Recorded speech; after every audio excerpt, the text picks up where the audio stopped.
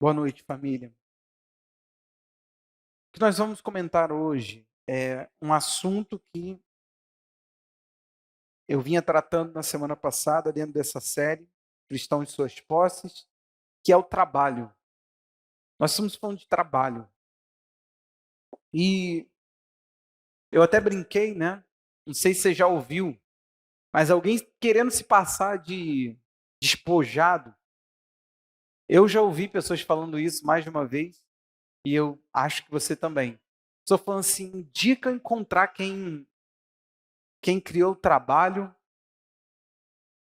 Aí eu brinquei, né? Eu falei assim, olha, não vai acontecer nada, que foi Deus, foi Deus. E basicamente, fazendo um baita de um resumo bem pequeno, eu mostrei para vocês que a Terra, quando lá no Gênesis, o Gênesis é o começo de tudo. A palavra aí Gênesis é cabeça, princípio, início. Então nós temos no Gênesis mais do que um livro que começa a Bíblia, é um livro de fé que explica o começo das coisas. Você está aí comigo? Então, mostrei para vocês que nesse contexto do Gênesis, você tem ali o começo das ações de Deus. E Deus, como Criador, ele não só criou, ele criou e deu significado para a sua criação. Deus ele não criou as coisas, jogou elas lá e pensou: o que eu faço com isso? Para que isso? Já viu? Pessoa que ela é boa de criar e, sei lá, alguém que trabalha com algum tipo de material, ele não vai fazer um ferro num formato cilíndrico e de repente ele pensar, o que depois eu faço com isso? Não é assim que funciona. Deus, como um bom criador, quando ele criou e deu significado à sua criação. Você está aí? Então é interessante que quando ele criou o solo, quando ele criou a terra, quando ele semeou as árvores e as ervas do campo, diz a Bíblia em Gênesis do 2 a 4, do 2, capítulo 2, do 4 ao 7, que ele não fez brotar nada, porque não havia homem para cultivar. Então o que ele faz? Depois de produzir a demanda, depois de observar que sem uma pessoa para que essa pessoa cultivasse o solo, sem esse tipo de pessoa, não teria como suprir essa demanda. Então, olha o que Deus faz. Deus põe uma demanda e então traz uma solução, criando o homem. Ele criou o homem depois da demanda se apresentar. Então, eu comecei a trabalhar com vocês que o trabalho, ele nada mais é do que as demandas da criação. Toda a criação, ela passou a ter demandas. Você faz coisas por causa da demanda da criação. Você talvez não tenha essa conexão ainda essa santidade para a sua atividade profissional, mas é só isso. Se o que você faz não tem nenhum tipo de significado especial para você, comece a buscar. Porque senão a sua atividade não vai passar de remuneração. E se ela remunera bem, tudo bem. Se ela remunera mal, você vai ficar pulando de galho em galho aonde remunere bem. Você vai ser uma pessoa sem significado. E, ou seja, a remuneração ela não é o tudo. O homem se realiza a partir de compreender uma demanda e trabalhar por ela. Você entende isso, gente? Olhe para mim. Você só será realizado ao observar uma demanda e responder a ela. Quando você tem essa resposta do eu faço o que faço por causa, eu faço o que faço e a importância do que faço é. Quando você tem essas respostas, tudo vira outra coisa. Tudo tem um novo significado. Tem coisas que você vai fazer que talvez remunerem suficiente para te manter, não te remunera no total de qualquer outros talentos que você tem. Mas só o fato de você ter paixão, você terá outros pagamentos. E eu espero que aquilo que você faz com amor comece a surtir bastante efeito e que entre bastante dinheiro no seu bolso. E para aqueles que não querem, está tudo bem, que entre no bolso de quem quer. Amém, Andressa? A gente não tem nenhum problema, né, em ganhar dinheiro. Eu não tenho. O dinheiro não me tem. Eu entendi minha demanda, respondo a ela e tenho amor a isso. E isso não tem preço. Ver um monte de gente diplomada, perdida, servente de estabilidade. Tem pessoa que serve a estabilidade, procura estabilidade em tudo e nunca encontra. Esse lugar aqui, chamado terra, não tem segurança, gente. Não tem satisfação nas coisas. As coisas em si não nos satisfazem. Se nós não estivermos ligados ao Criador e respondendo às suas demandas, nós seremos pessoas vazias. Você está comigo? Então, é básico de tudo, olha para mim, o básico de tudo que falamos na semana passada foi começar a falar de trabalho nessa perspectiva, de que o trabalho, você só será realizado no trabalho e que Deus abençoa o trabalho que você faz compreendendo ele. Então, foi isso. Falamos que demanda, trabalho, que você faz entendendo ele, provavelmente você vai responder melhor e Deus irá te abençoar. Basicamente falamos disso. Claro que em 1 hora. Então, dá para falar aqui, sim, 6 minutos, ou alguma coisa que você entenda completamente aqui tudo. Mas falamos bastante coisa. E dentro dessa perspectiva de que trabalho é demanda e as demandas que nós compreendemos, nós fazemos, e que Deus abençoa isso, essa atividade de compreender o que precisamos responder, eu quero colocar que o ministério, ele é um trabalho. Quando eu falo a palavra ministério é serviço. Quando você fala assim, qual é o seu serviço? Teve uma vez, eu já contei para vocês e vou repetir, quando o Felipe nasceu, o cara lá que faz o registro, né, dentro da maternidade, ele nem olhou direito na minha cara. Eu estava uma noite praticamente sem dormir, depois de um dia inteiro esperando na fila. A gente ficou a tarde toda para o pré-natal, era basicamente o último, e a gente não sabia que o Felipe ia nascer naquela noite. Para nós ia ser no dia seguinte. Então, imagina, eu fui pego de surpresa, vim para casa, literalmente, vim ligando para o Anselmo, pedindo ajuda do Anselmo. Meu sogro estava para Minas buscar minha mãe para o dia seguinte, todo mundo fazer parte desse momento. Foi tudo, né, por água abaixo, a organização. Misturado com Covid, que ninguém podia ficar na maternidade, uma loucura só. Aí, chega no dia seguinte, eu vou registrar Felipe. Cheguei lá, opa, boa noite, tal. Bom dia. Aí comecei a conversar com o cara, falei assim, bom, aí ele foi, né, fazendo as coisas sem olhar para mim, negócio carrancudo, fechado. Aí ele virou e falou assim, profissão. Falei assim, eu sou autônomo. Aí ele, mas o que você faz? Eu falei, sou pastor. Aí ele, pastor não é profissão. Eu falei, tá tudo bem. Me atacou ali sem eu saber o porquê que eu estava merecido do ataque. Só que naquilo ali, eu ainda não tinha consciência que eu tenho hoje. Então, confesso para você que eu me senti mal.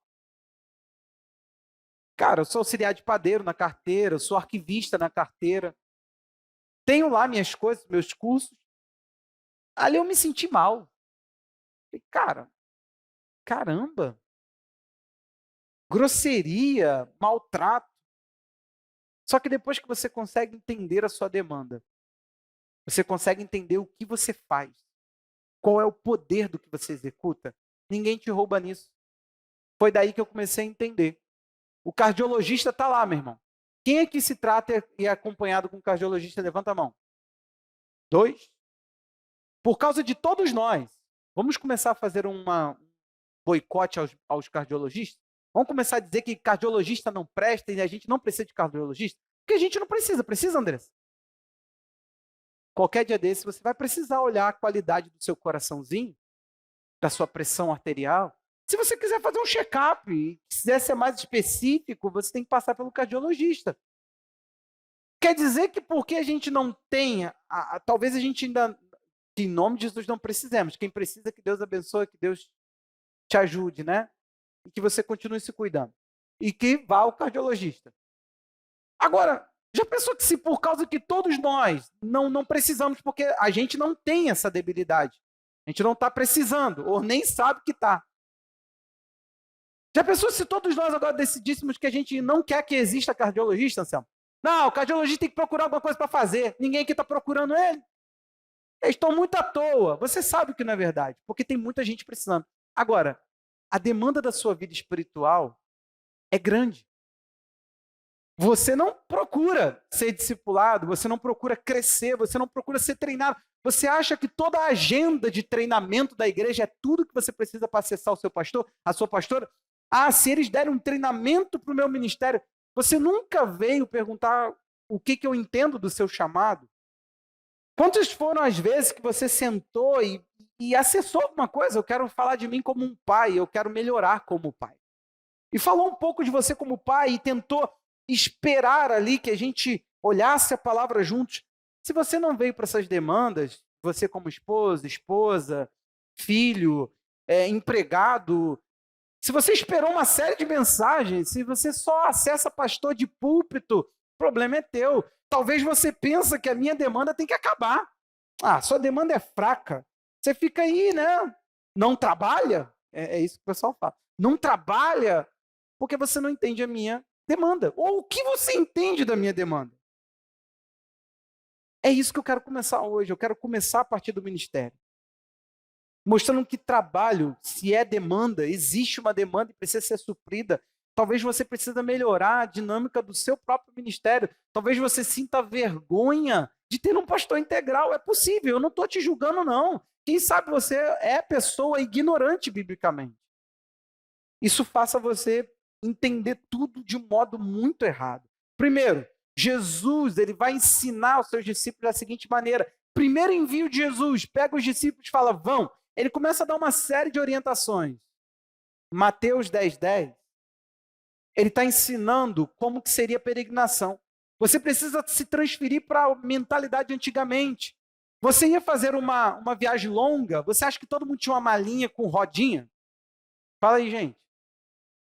É óbvio que não.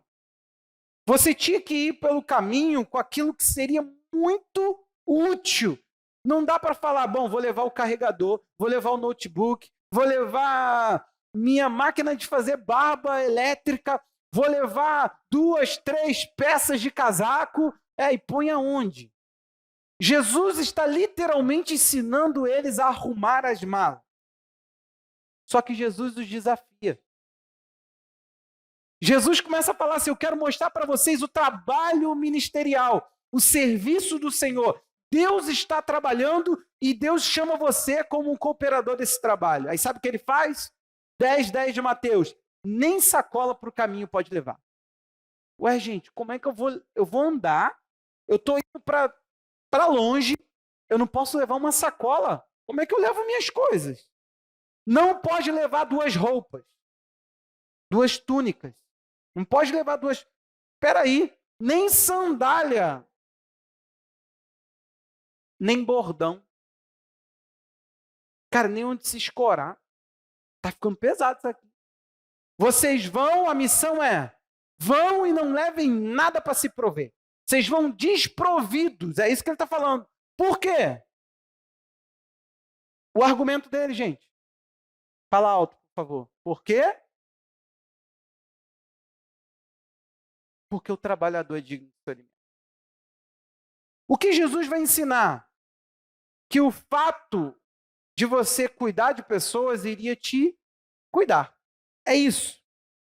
Mas Jesus, ele não chega e fala assim, olha, você vai ser pregador e não vai trabalhar. Ele diz, não, esse é seu trabalho. Então talvez, meu irmão, preste atenção aqui. Eu quero fazer um boicote. Na minha opinião, terapia também é uma palhaçada, porque a pessoa não faz nada da vida. Já pensou ficar sentado como um psicólogo ouvindo as pessoas? Que palhaçada, né, dona Tânia? Isso é trabalho? Isso é trabalho. O escritor que senta e vive de escrever, isso é trabalho. O palestrante que vive de pensar uma dinâmica para melhorar as pessoas através do discurso, isso é trabalho. Meu irmão, a gente precisa evoluir para entender que o mundo, com suas complexidades, com seus avanços, as demandas vão se rebuscando, vão melhorando, vão crescendo. Você entende isso? Eu falo sempre do pedreiro que a gente costuma contratar. Cara, ofende ele o fato de você usar uma maquita para fazer um rasgo na parede direitinho e depois vir com martelete. Ofende, literalmente.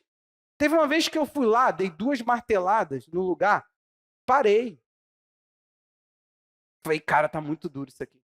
Aí eu falei, vou ali que eu vou pegar o martelete, perto dele. Ele falou assim, que palhaçada, que martelete o quê, não sei o quê. Aí eu falei assim, não, então pode quebrar, se você for quebrar, eu não vou. Aí ele foi, bateu, oh, vem com a tua máquina aí. Eu uso uma frase para minha obra, eu faço força onde não tem máquina. Eu não sou burro. Para onde existe uma máquina, para que eu vou me esforçar? Para onde existe uma forma inteligente, por que eu vou utilizar da força bruta? Está escrito na palavra que a sabedoria é melhor que a força.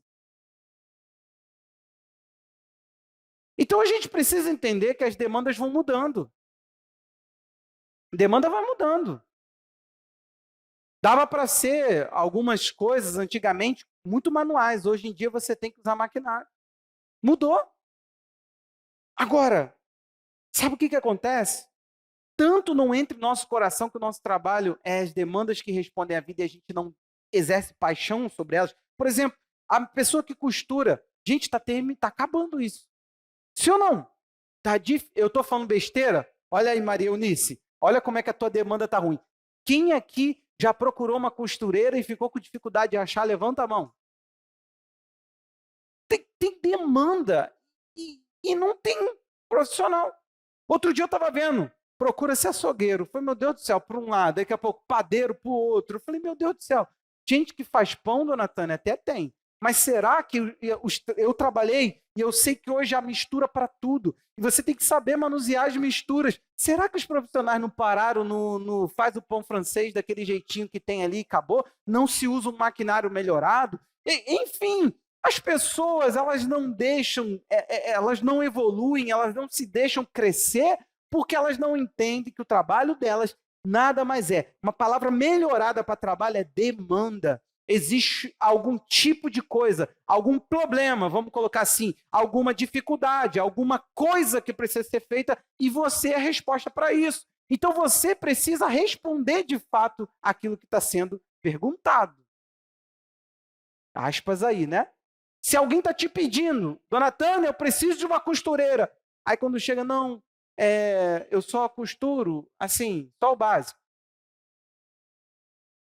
Está na hora de entender que o básico não é suficiente para algumas coisas. Está na hora de entender que a demanda mudou. Senão vai ficar no básico. Não dá para a gente... Não tem mais, gente. Nem... Olha só, presta atenção aqui. Nem camelô de CD tem mais. CD, não tem mais. Você quer comprar um toca-CD para o teu carro? Para quê? Vai acabar. Eu ficava perplexo com os cursos da Universidade da Família, que era tudo em CD. Eu falei assim, gente, não é possível. Até quando? Eu tenho um computador que funciona lá, então eu usava lá, mas senti uma vergonha que se tu vai para casa dos outros, tu tem que pedir para conectar teu computador na TV dos outros. Eu falei, gente, até quando? Eles migraram na fase da pandemia, agora tudo acelerou e jogaram tudo na internet. A gente vai agora num lugar fechado para líder, no YouTube, acessa lá, a gente estava dando um curso agora recente, eu acesso a TV da pessoa, Smart TV, e pum, taco na televisão, a gente assiste a aula juntos, acabou, e a gente dá aula. Não tem como ficar no tempo parado achando que tudo está da mesma forma. Sempre vai ter. Não, tem profissões que ficam envergonhadas de estarem terminando. É porque as suas demandas, gente, ela está crescendo e você está parando. Tem coisa que a gente nunca vai ser substituído por máquina e por aí vai. Tem coisa que não. Entenda, por favor. Então, o ministério, dentro dessa perspectiva, ele é uma coisa que nunca vai deixar de existir. O site GPT, inteligência artificial, não será capaz de ter o discernimento do espírito. O que é que você vai fazer? Não tem como. E o ministério, ele é um trabalho. 1 Tessalonicenses 5:12, o apóstolo Paulo fala para a gente ter carinho e grande apreço por as pessoas que trabalham entre nós. Ele diz, os que presidem no Senhor e os admoestam. Aí ele vai dizer no 13, tenham essas pessoas em máxima consideração, com amor, por causa do trabalho que realizam. Vivam em paz uns com os outros. Esses são conselhos gerais. Então ele vai falar a mesma coisa em 1 Timóteo 5,17. E aqui ele fala até de salário. Devem ser considerados merecedores de pagamento em dobro os presbíteros que presidem bem, especialmente os que se esforçam na pregação e no ensino, na pregação da palavra e no ensino, pois a Escritura declara, olha isso aqui, não amordeça o boi quando ele pisa o trigo. E ainda, o trabalhador é digno de seu salário. Você conhece essa frase? Paulo pegou a frase de Jesus, ele pegou um texto do Antigo Testamento e ele traz claramente que enquanto o boi estava sendo utilizado naquilo, era injusto mordaçar a boca dele dizendo, você pode fazer a atividade, mas comer não. E é interessante que o apóstolo Paulo, em 1 Coríntios 9, de 9 a 10, ele explica esse texto que acabamos de ler, essa expressão do Antigo Testamento, não amordeça o boi quando ele pisa o trigo. Ele diz, porque na lei de Moisés está escrito, não amarre a boca do boi quando ele pisa o trigo. Por acaso Deus está preocupado com bois? Será que não é certamente por nossa causa que ele está dizendo isso? É claro que é por nossa causa que isso está escrito. Pois quem lavra deve fazê-lo com esperança, e o que colhe deve fazê-lo na esperança de receber a parte que lhe é devida. Então, um ministério ele é visto nessa perspectiva. Eu quero que você entenda que se o Senhor chamar você, seu filho, não tenha vergonha. Não existe vergonha no ministério. No meu coração não existe nenhuma limitação em dizer, olha, eu faço o ministério de modo integral. Alguém chega para mim e fala assim, pastor, eu tenho um chamado para ser integral. Não há vergonha em mim, não há vergonha nessa pessoa. Nós somos pessoas vocacionadas para uma determinada tarefa. E essa tarefa talvez seja uma das mais tremendas, porque se de alguma forma você sustenta a criação quando você faz o que faz, seja a demanda que você esteja trazendo, pensa numa coisa, a criação ela se desconectou do Criador. E nós, os ministros, nós temos a obrigação sobre nós de pregar o abismo que há entre o homem e Deus e tentar levar o homem a uma reconexão. Então, tudo que nós fazemos, nós não tentamos salvar o que está perdido. Nós trazemos de volta a redenção. Como que essa demanda ela não deve ser uma demanda respeitada, honrada, e que para que ela seja feita, como que ela não deve ser remunerada? Fala para mim. Entre o que nós fazemos, entre o que um médico faz, o médico talvez ele safe a vida da pessoa por mais um tempo nessa terra. A palavra que nós pregamos é de vida eterna. Não se limita a isso aqui. Você tem noção? Eu não estou tentando melhorar, não. Ou não é isso? Ou não existe inferno, nem céu? Você vira poeira. Aí sim, aí é uma palhaçada a minha demanda. Tudo vai, querido. Uma igreja que começa a questionar o seu ministro, provavelmente ela não entendeu a demanda da vida espiritual. Pode ter certeza que o dia em que você se despertar, eu não vou bater esse papo com você do lado daí. O dia que você se despertar e entender que você tem uma vida espiritual, você vai querer um pastor. O dia em que você... Sabe por que eu digo isso? Recentemente eu fiz um discipulado, a pessoa me pediu uma emergência. Aí sabe o que aconteceu? Eu me lasco todo, venho cedo numa quinta-feira que a pessoa só queria quinta. Chegou na hora do culto, a pessoa falou assim, vou ficar não. E foi embora. E não voltou mais. Andressa, ocupou minha vida, se satisfez, dona Tânia, se aliviou. Depois disso, nenhum relatório. E a pessoa nem é daqui. Se essa pessoa não precisasse de mim, ela não iria me mandar mensagem. Faz o seguinte, meu irmão, pega teu casamento, quando ele não estiver dando bom, e pega qualquer amigo e conta a tua versão. você vai ver, ele vai te dar razão porque ele é só seu amigo, ele não tem nenhum respeito à pessoa de Deus, ele não medita para te orientar, ele não tem uma vida renovada pela palavra. Você acha mesmo que ele vai perder seu tempo, talvez gerando um problema? Se ele for um crente melhorado, ele vai te dar uma coisinha ali, mas você com seus argumentos você vai vencer ele. Só que um ministro, ele está pronto. Ele tem que estar pronto a responder a demanda do povo. Ele tem que estar pronto a entender, a chorar, a responder a necessidade, a pregar a palavra, a ser excelente na pregação. E se ele tiver isso, a Bíblia diz, remunere-o. Ele é digno de apreço. Ele tem que ser visto com máxima consideração. Essa pessoa faz algo muito importante. Mas para uma igreja fria, vamos lá. Você está precisando de um professor de CrossFit? Não? Quem está? Levanta a mão aí. Vou te indicar um agora. Então vamos lá. Que o professor da Kátia passe fome. Você não está precisando dele. É exatamente assim quando você não tem uma vida espiritual. Você olha para o pastor e fala assim, para mim tanto faz, tanto fez. Para mim o pastor devia trabalhar. Como se eu não trabalhasse, entendeu? Eu não sei se você entende. Mas quando um policial sai para a rua, ele sai para combater o crime, a injustiça. As nossas forças militares, elas combatem também.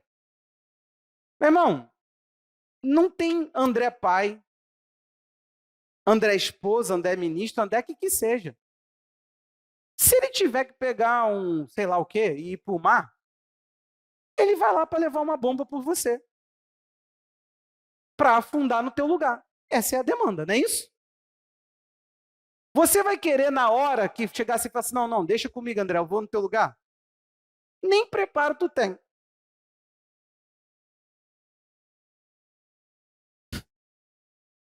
Por que eu estou dizendo isso? A gente não considera que as forças malignas, que há enfrentamentos para ela, combatem um pastor de modo diferente. Eu não sou especial. Eu só tenho uma demanda que eu tenho que ser combatido. Aliás, Paulo em Tito diz que a minha boca é o desejo do espírito de engano. Para você que não ensina ninguém, fique tranquilo, tu não precisa nem ler a Bíblia. Tu não precisa nem ter cuidado com o que tu ensina. Tu nem precisa pensar duas vezes para um texto. Você olha o texto, erra a interpretação do texto, fica para você. É igual aquele... Lembra daquele pastor? O pastor pegou e teve um filho com a ovelha, que era casada. Aí foram perguntar ao pastor por quê. Ele falou assim, porque está escrito lá em Oséias. Pega a mulher do teu amigo e adultera. O cara vira e fala assim, mas você não viu a vírgula? Ele falou, foi bom você falar isso aí. Ele entendeu que ele tinha uma base bíblica para ser um adúltero. E você acha que isso é risonho? Isso é... Meu irmão, isso aí não dá nem para... É louco de tudo que é lado. Mas você já viu que tem umas falsas igrejas surgindo por aí, né? É por causa disso.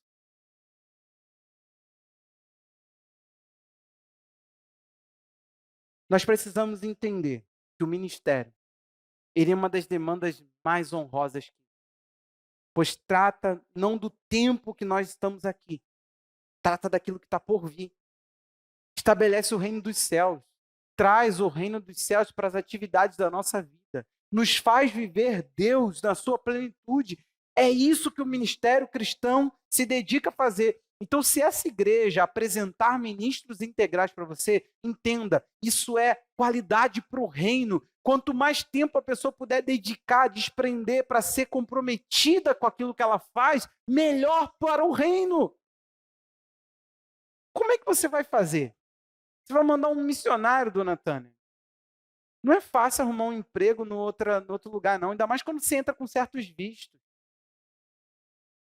Como é que você faz, Gó? Manda o cara para lá e vai passar fome. Você só... não vai. Faz que nenhuma pessoa falou aqui para o Vinícius. Mas por que vai? Tem tanta igreja para pregar aqui? Não entende a demanda. Não entende que o evangelho tem uma demanda de chegar. Essa é, vamos lá. Vamos transformar isso aqui numa empresa. A nossa empresa, ela tem uma visão mundial. Não é a mundial do poder de Deus, não, mas é a mundial do poder de Deus, entendeu? tenha uma visão mundial, de alcance global. Nós precisamos chegar onde tiver qualquer pessoa. Onde tiver 5, a gente precisa estar lá. Qualquer tipo de aldeia, qualquer tipo de povos, qualquer tipo de língua, nós temos que estar em todos esses lugares. Você entende que isso é responsabilidade tua? Você entende que isso é demanda sua? Você que fica aqui. Teu ministério é se dedicar à Figueira, ao povo que aqui se congrega, a Nova Iguaçu, a Rio de Janeiro, a Brasil. Mas você é parte da demanda como um todo. Sua porção, seu engajamento está aqui. Quem já entendeu aqui? Amém? O ministério ele é um chamado e é uma demanda muito importante, portanto tem que ser vista, apreciada, deve ser respeitada. Atos 18, 1 a 11, eu quero trazer aqui um esclarecimento. Nós precisamos olhar esse texto, porque conta para nós um ano e 6 meses de ministério com o apóstolo Paulo. Ele passou em Corinto. Corinto é uma cidade que dá origem às 2 cartas que nós temos no Novo Testamento. Ele escreve 2 cartas ou até 3.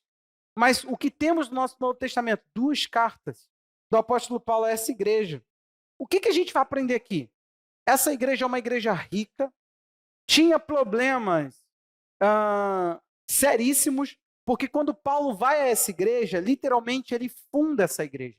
Essa igreja é filha do apóstolo Paulo. Não é igual a igreja de Roma, que era uma igreja que já estava estabelecida e Paulo lá foi para pregar. Essa igreja aqui é uma igreja que o apóstolo Paulo tem diretamente influência. Então o que acontece? Como pai da igreja, ele planta. E quando ele planta essa igreja, ele chega lá e encontra uma igreja rica. Diferente dos líderes de hoje, em vez deles usufruir da riqueza do ambiente, olha para mim aqui. Paulo disse o seguinte: eles vão confundir. Eles vão pensar que eu queria o que eles têm. Foi o seguinte: para chegar até eles, ele pega as igrejas da Macedônia, igrejas pobres, e recebe delas o salário para ir. Quando chega lá, ele pensa assim: o que vou fazer? Gente, é um texto que eu nem sei quantos princípios a gente pode tirar disso. Mas olha comigo o texto. Depois disso, deixando Atenas, Paulo foi a Corinto.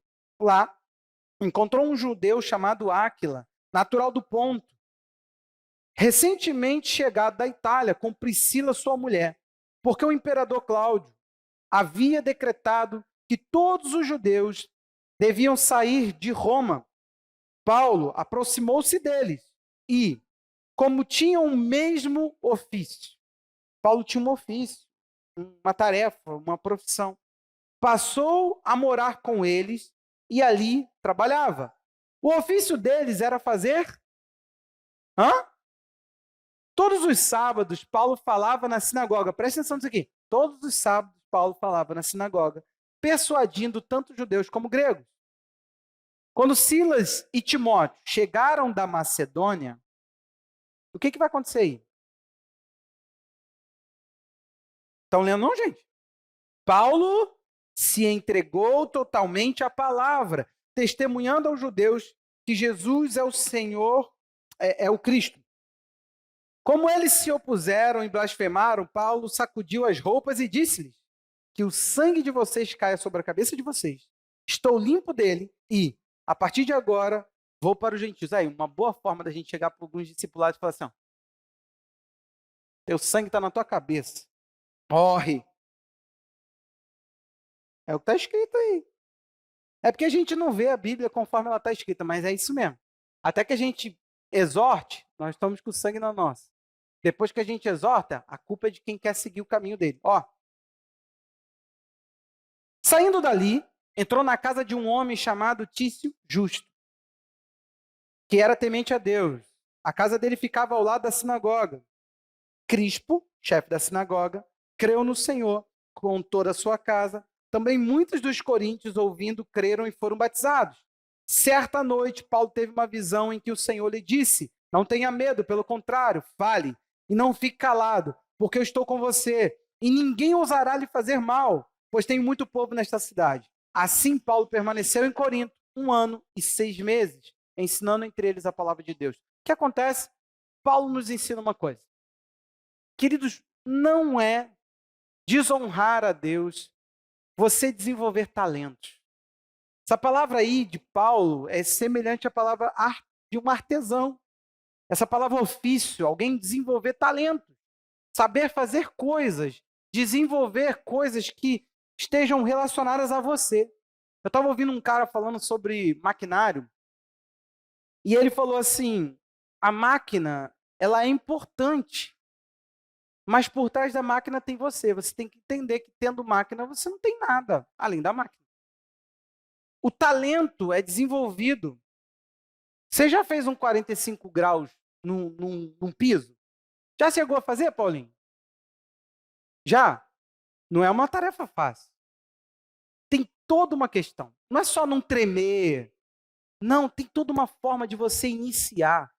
Colocar o disco da maquita de uma forma certa. Saber até onde chegar para você não lascar o piso. Depois tem toda uma forma de você fazer essa retífica do piso. E o meu banheiro, o portal dele é todo em 45 graus, todo. Eu fiz num piso, mas eu iniciei treinando numa coisa muito mais fácil, que era um porcelanato. O piso, ladrilho de... Oi? Alguém falou? Cerâmica, ele é muito mais frágil. Qualquer coisinha que você faz assim, André, ele acabou. Ele vai embora, lasca.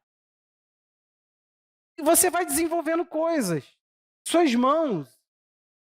É um tesouro que Deus te deu. Só Deus sabe quantas coisas você ainda não explorou. E eu quero que você entenda que tem habilidades na sua vida que você pode desenvolver e que você deve desenvolver, que você ainda não desenvolveu. Coisa que você, lá atrás eu tive vontade de aprender isso. Aprenda, meu irmão. Porque nem tudo na vida é ter dinheiro para pagar. Entenda isso. Tem horas que uma habilidade, dona Tânia, pode sustentar a tua casa, pode sustentar a tua vida. Você não sabe em que momento você vai precisar de uma habilidade que você tem aí dentro. Aí você vem pedindo a Deus condições para servi-lo, um monte de coisa, e você pode desenvolver habilidades. Você está aí? O apóstolo Paulo, ele tinha uma coisa. Ele tinha uma habilidade, fazer tenda. Quando ele precisou, o que ele fez? Tirou. Falou, vou fazer tenda. Achou alguém e falou, agora nós vamos trabalhar no mercado de tenda. Eu estava ouvindo um cara, que o cara, ele era um CEO. Ele abriu mão disso para viver de marcenaria. Pensou, dona Tânia? Cara, líder, chefe de uma empresa. Falou assim, André, deixar isso tudo. Aí o cara foi indiscreto, falou assim, cara, quanto você ganha com marcenaria? Ele falou assim, 10 mil. Mas eu não trabalho com móveis planejados. Aí me gerou crise. Foi 10 mil contos por mês, mais ou menos, tá? Ele jogou para a base. E não trabalha com planejado. Planejado, dois móveis, que um closet da vida aí enorme, igual o pessoal costuma fazer, e por aí vai, já está nos 5 mil reais. Entendeu? Não é isso. O cara está falando que ele faz coisa bruta. Uma varanda para alguém, vai lá e faz um deck, vai lá e faz uma tábua de carne, um aparador. E quanto que o cara lucra por mês? 10 mil. Falei, gente, tá faltando a gente entender que existem demandas. O cara virar e falar assim, eu não vou ter uma vida tranquila de um CEO, eu não vou mandar, não vou chefiar, eu quero meter mão e fazer coisas com a minha mão. O cara entendeu. É sobre isso que eu estou te falando. Então o apóstolo Paulo, ele faz uma coisa. A atividade número 1 da vida de Paulo não era fazer tenda. Por que não era? Quando chegou a provisão da Macedônia, que é isso que está acontecendo no texto, chegam Timóteo e, esqueci o nome do outro, Tito.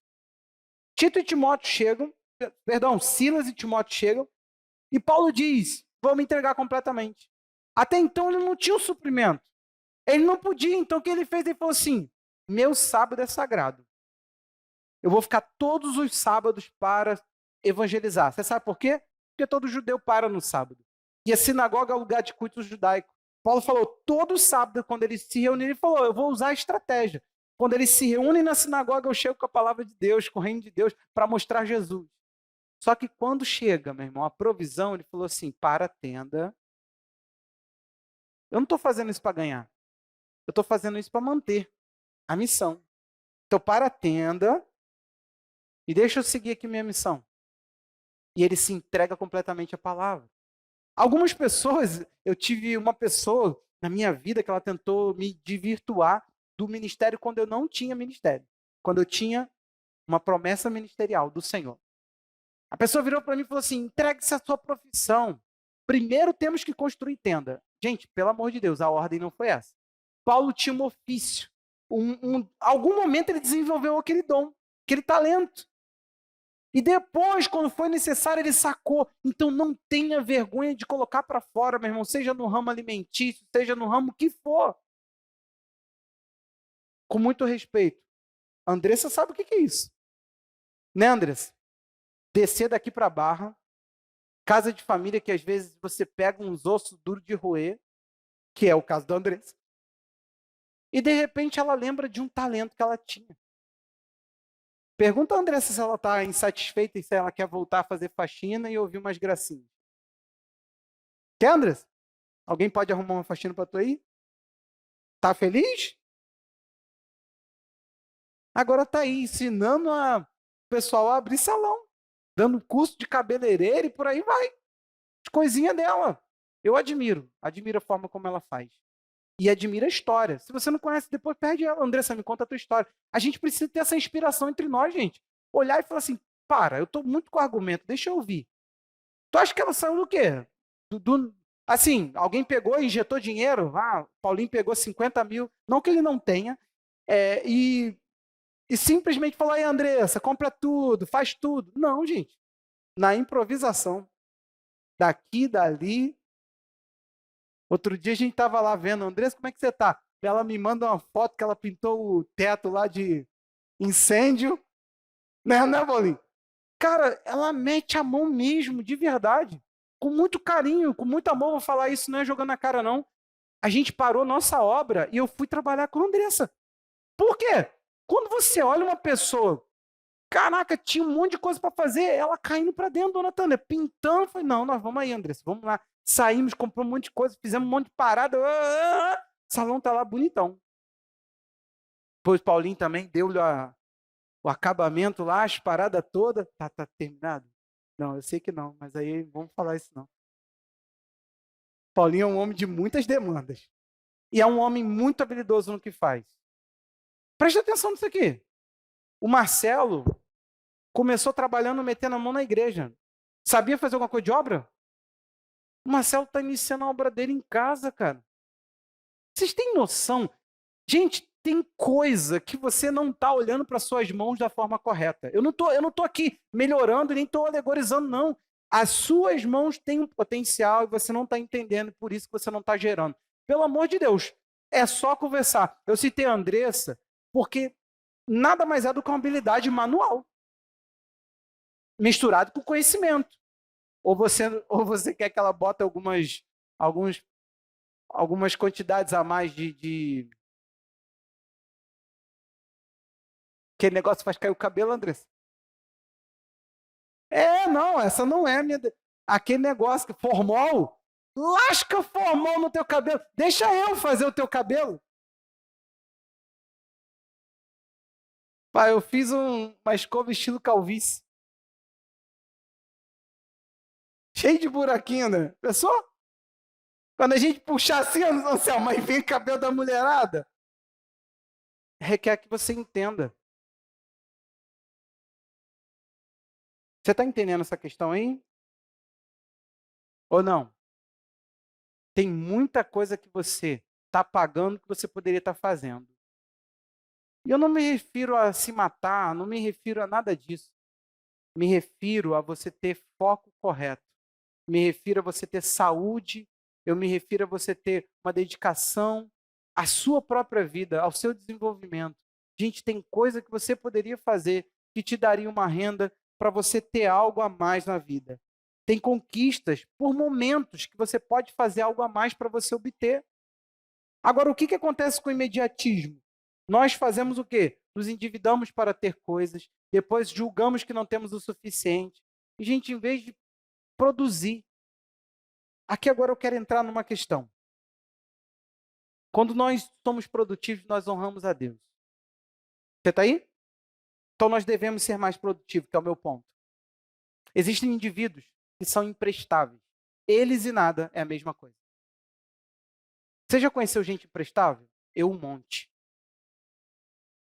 A começar pelo ministério. Não ganha uma alma, não acompanha uma alma e só vive dando problema. Ele é a demanda, mas ele não é a resposta para ninguém.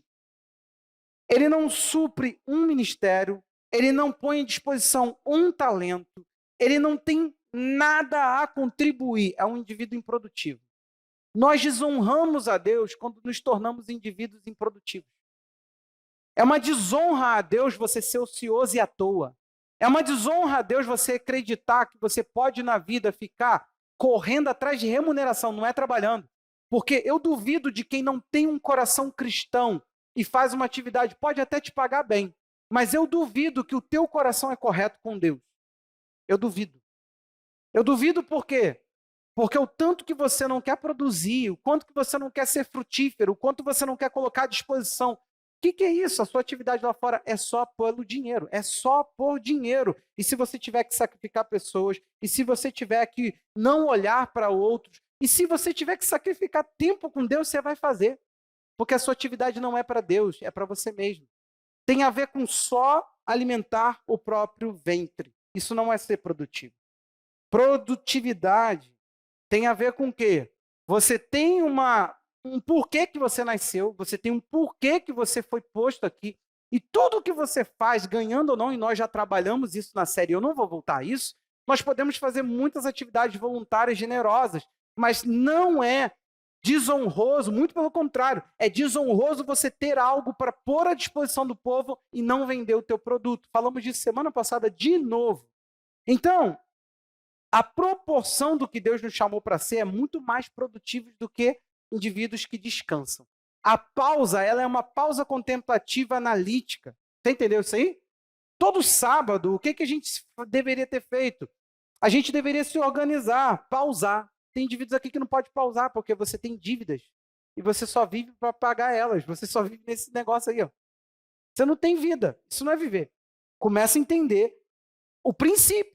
Ou continue com a queda de braço entre você e o Criador e se lasque, meu irmão. Tua saúde vai ser a tua recompensa. Ela irá te ensinar. A mão de Deus estará sobre você, te dando o repouso que você não dá ao seu corpo como recompensa à doença.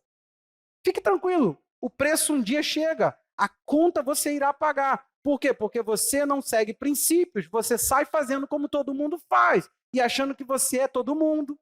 Eu não me comparo com gente que fica... Obra é uma coisa ruim para homem.